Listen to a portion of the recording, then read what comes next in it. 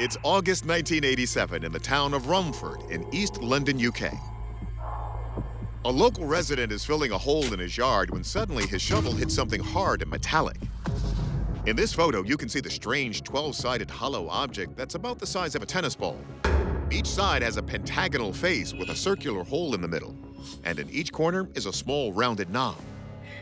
Writer Eric Grundhauser says other mysterious devices like this were first discovered in the early 1700s, and they've been baffling people ever since. What you're looking at in this image is one of the most unexplained mysteries of the ancient world. Even though we found over 100 of them across Europe, no one is still clear on what exactly they are. They're known as dodecahedrons because of their 12-sided shape, but no one knows exactly how or why they were made. Grundhauser says some suspect the ancients may have used them for communing with the spiritual world.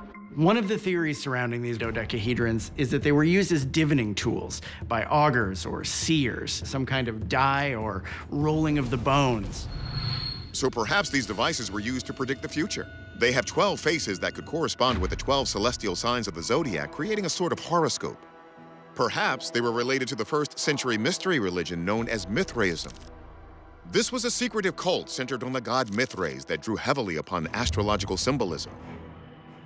A similar connection to the star constellations was proposed by one of the greatest philosophers of all time. Plato had this idea of these shapes that were the ideal shapes of the universe. The dodecahedron was meant to represent the heavens, that the dodecahedron was itself a mirror of the shape of the universe. And what makes these objects even more enigmatic is that though they've been found throughout Europe, they're all precisely forged out of metal with the exact same design, though in a variety of small sizes.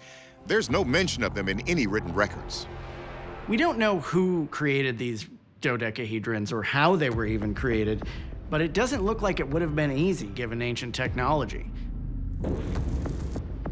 These mysterious contraptions have been uncovered in ancient military camps, temples, and even public baths. So in addition to a fortune-telling tool or religious totem, some have speculated they could be weapons, money, or even just a game.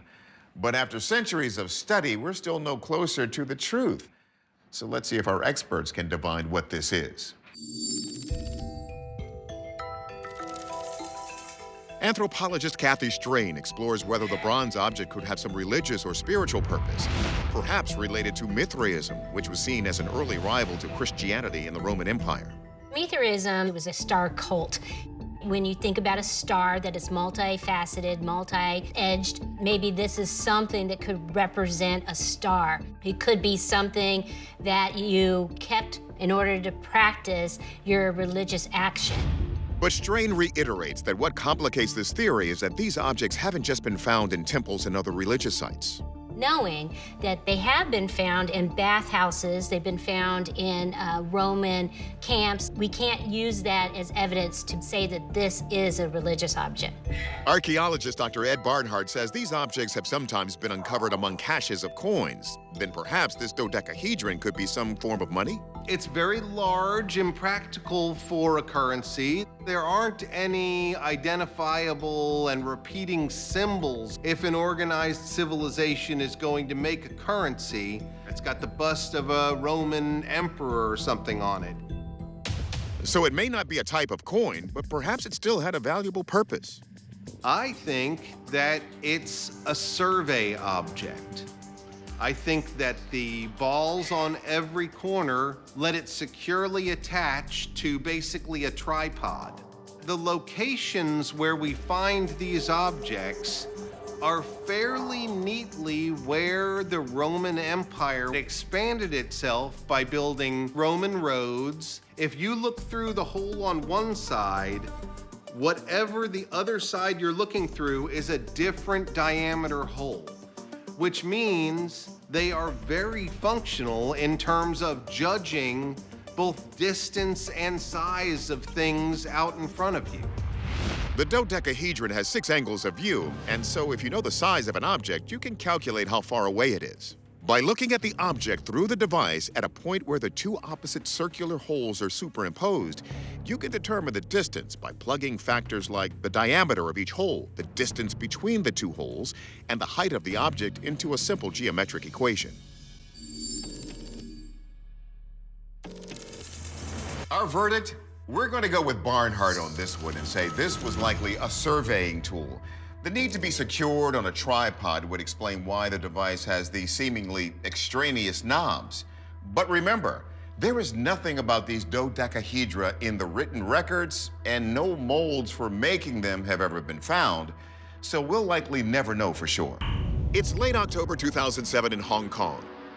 A company called Gear Factor is filming what appears to be a groundbreaking demonstration.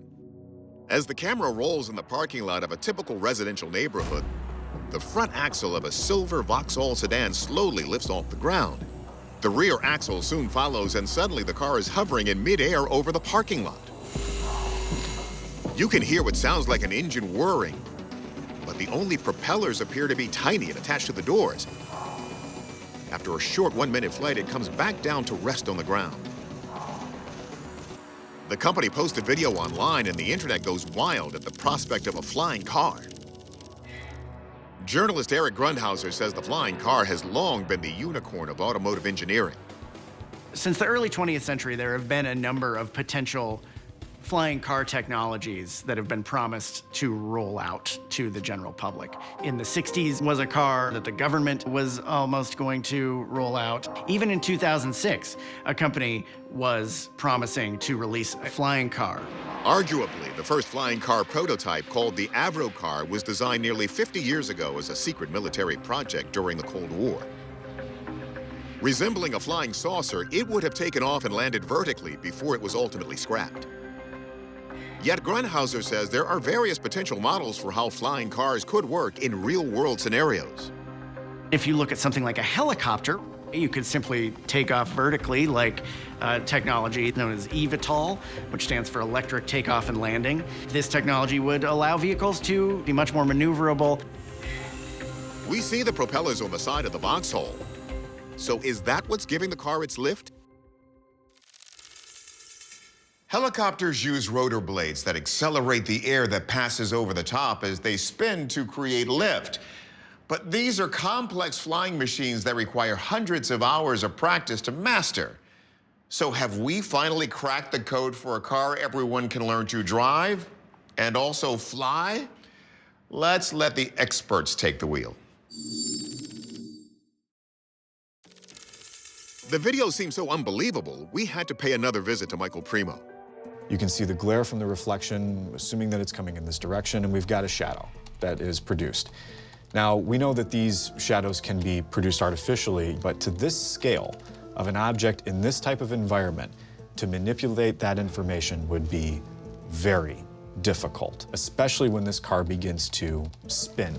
I would say that this is less likely to be something that was artificially produced.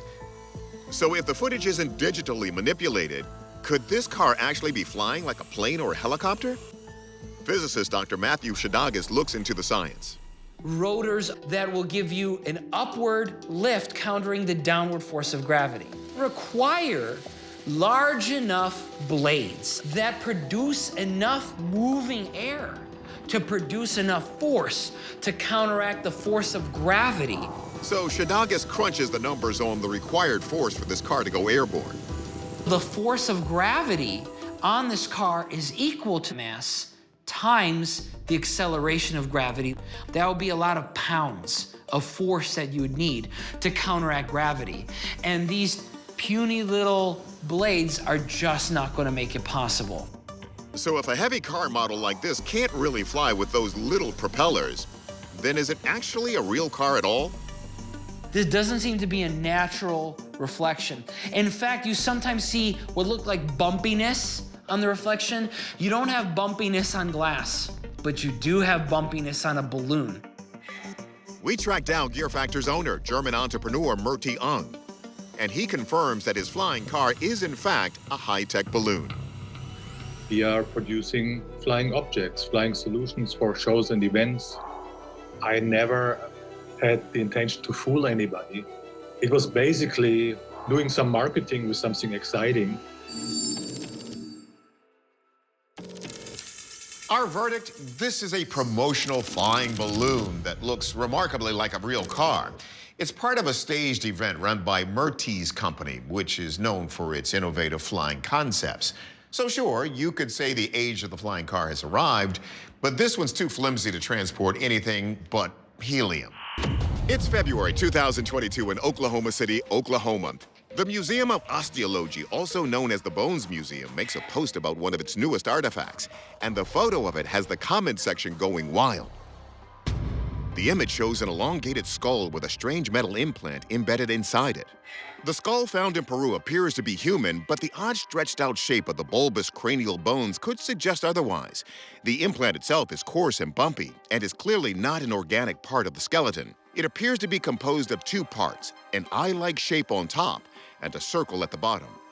Forensic anthropologist Dr. John Verano, who studies prehistoric skulls like this for a living, was stumped when he first saw this image. I've never seen anything like this. I looked at it and I said, well, doesn't look genuine to me. Though this implant is rare, perhaps unique, author Heidi Hollis says there's a long history of elongated skulls in Peru. For us to be able to find elongated skulls, that's not the rare element here. Finding an elongated skull with a metal plate in it, now that takes the cake. Peruvian archaeologist Julio Teo discovered hundreds of elongated cone-shaped skulls buried in the Paracas region in the late 1920s. And Hollis notes that their surprising appearance makes some wonder if they could have extraterrestrial origins. In pop culture, we often do see aliens as being portrayed as having an elongated skull. From the popular Aliens movies to the gray aliens witnessed by people said to be abducted by alien beings. Recent genetic testing of the Peruvian skulls apparently found they had mitochondrial DNA with mutations unknown to any human or animal on Earth. And the metal in the skull adds another bizarre dimension. It's highly unusual to see such perfection done on something so ancient. How and who did this? We often associate metallic objects with electronics, so maybe this skull implant is some sort of microchip, or in this case, macrochip, for aliens to communicate with their home planet. We know people microchip their pets to help locate them when they go missing. In the case of dogs and cats, a device the size of a grain of rice is implanted just under the skin, over the shoulder blades. Could this cranial implant actually track aliens? Does it reveal other ancient secrets? Or is this just one big hoax taking us all for a wild ride? Let's ask the experts. We turn first to anthropologist Kathy Strain to disentangle fact from fiction.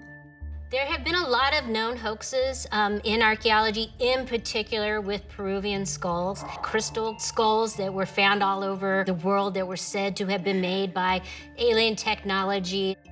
Those were fakes. We know that they were cut by a jeweler's equipment, and so it's always possible that something can be hoaxed. But Strain says there's reason to believe the skull is authentic. We can see every element of what a human skull looks like. That is not easy to hoax, because bone is bone. We can also date this using radiocarbon, and so that would tell us for certain that it is 2,000 years old. So since the skull seems to be real, could it actually belong to an ancient alien who visited Earth from another planet? Archaeologist Dr. Ed Barnhart says that though we associate elongated skulls with aliens, there's historical evidence that they are in fact human. This shows what we call cranial deformation. And that means that probably when this individual was very young, boards were strapped to the skull so that it would elongate and change the shape of the skull. It was very prevalent in South America, where this skull is believed to have come from. Barnhart says it was generally people of elite status from Andean cultures like the Paracas who underwent this practice. Yet we know some people who claim they've been abducted by aliens who say they had metal devices implanted into their bodies. So maybe these are actually alien implants into human abductees who've undergone skull elongation. Or is it possible these South Americans were able to also carry out other complex skull modifications like this? We have found other skulls that have what we call trepidation and repairs to them. Trepidation is the practice of drilling or removing bone from a head that has undergone trauma. We know we still use this today. Roy from Siegfried and Roy, after he was attacked by the tiger, had to have this done because his brain swelled. Strain says a recent amazing discovery in Peru in late 2021 may solve the riddle.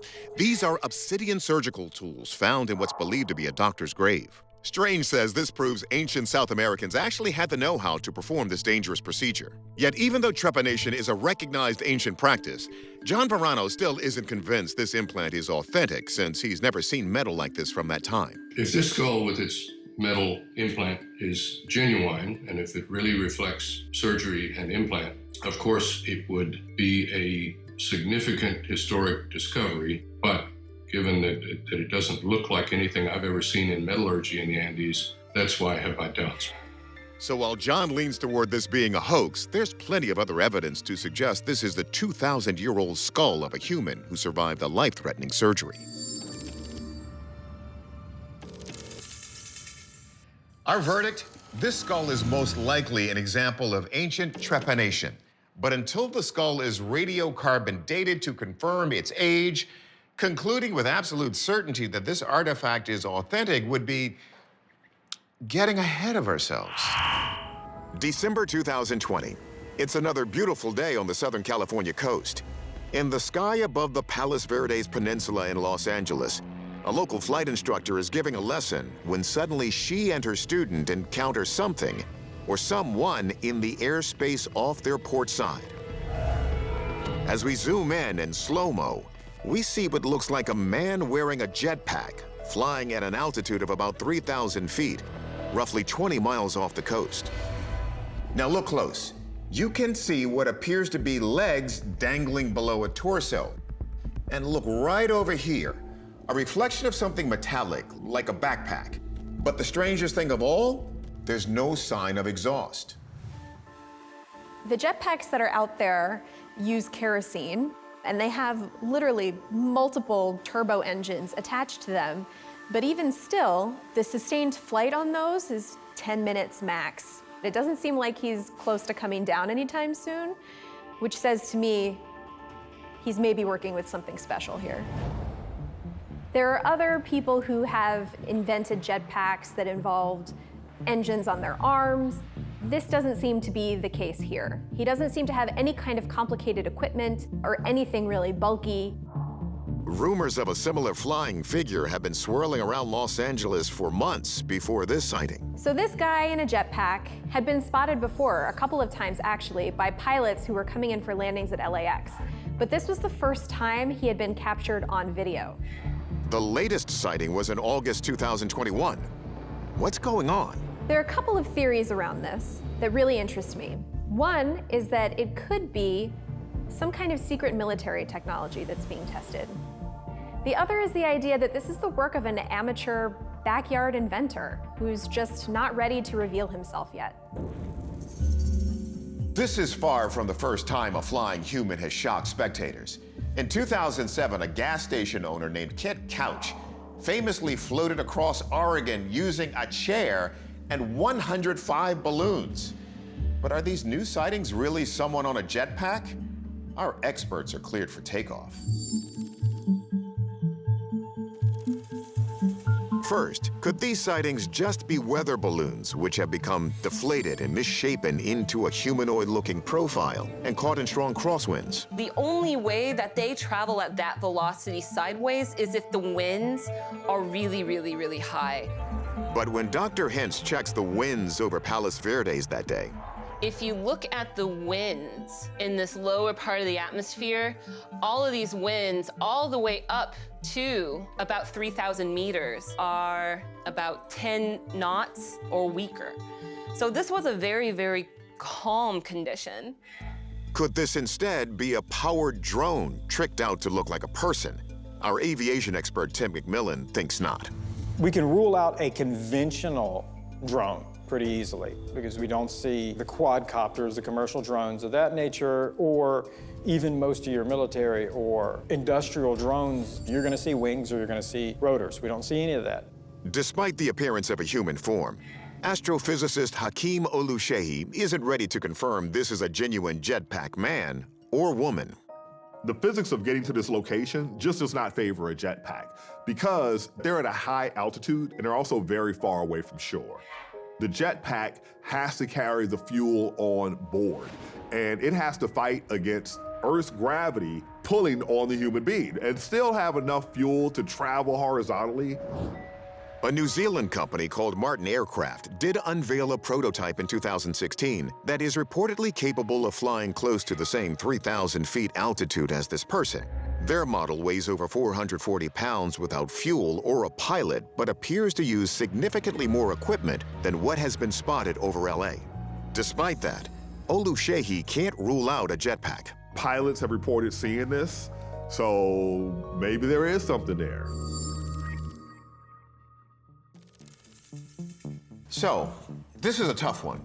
We were going to say drone, but McMillan has us doubting that. So for now, we're going to say this is a human using a yet unknown technology. But we still don't know for sure, and neither does the FBI.